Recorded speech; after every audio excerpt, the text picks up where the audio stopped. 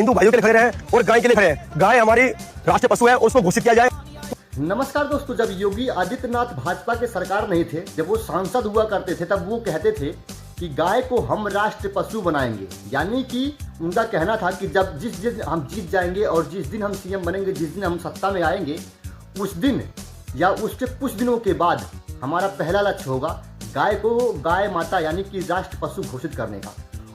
गौ माता को राष्ट्र माता के रूप में सम्मान दिया जाए।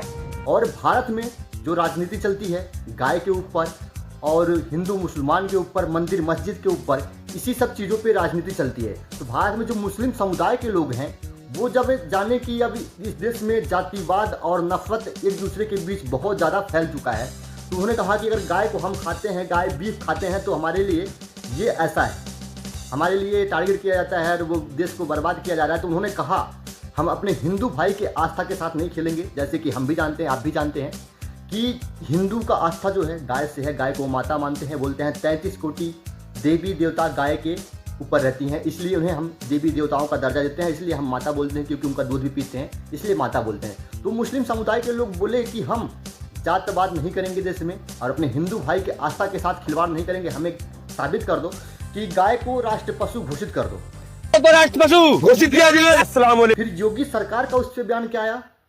उन्होंने कहा कि गाय हमारी माता है, जन्म जन्मांतर का नाता है। अबे हमने कहा कि गौ हमारी माता है, जन्म जन्मांतर का नाता, इसमें तुम लोग ना आओ।